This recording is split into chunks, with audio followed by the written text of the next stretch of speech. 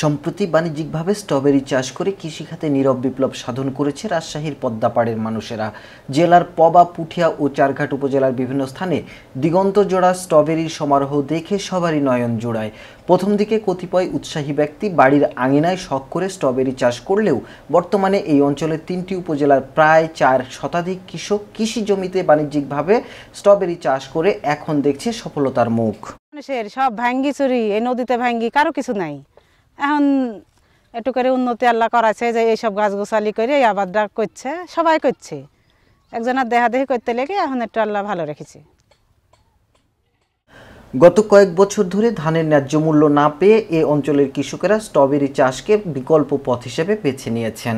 বিদেশি এই টক মিষ্ট ফলটি বালুকাময় জমিতেও ভালো চাষ হয় বলে জানিয়েছেন কৃষকেরা।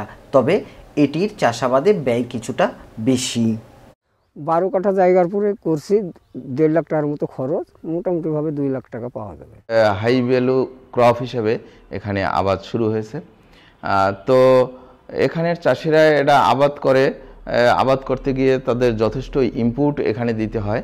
ইনপুট দেওয়ার পরে যারা ফসল উৎপন্ন হয় এবং সেখানে বাজার যথেষ্ট সম্প্রসারিত না হওয়ায় এর মার্কেটটা বিদেশিরা যেভাবে অর্জন করতে পারে এই চাষিরা অতটা সুন্দরভাবে অর্জন করতে পারে না।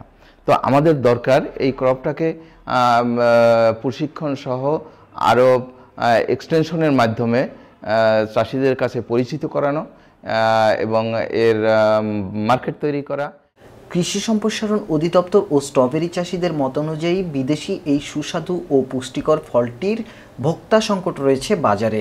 তবে ভোক্তাদের এই টকমিষ্ট ফলের স্বাদের সাথে পরিচিত করে তাদের নিয়মিত খাদ্যাভ্যাস হিসাবে গড়ে তুলতে পারলে ভোক্তারা যেমন পুষ্টি পাবে, তেমনি কৃষকেরা হবে উপকৃত।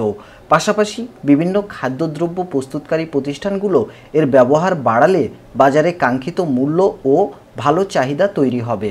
তাহলে স্ট্রবেরি চাষের জমি ও চাষির সংখ্যা আগামীতে আরও বাড়বে বলে মনে করছেন বিশেষজ্ঞরা।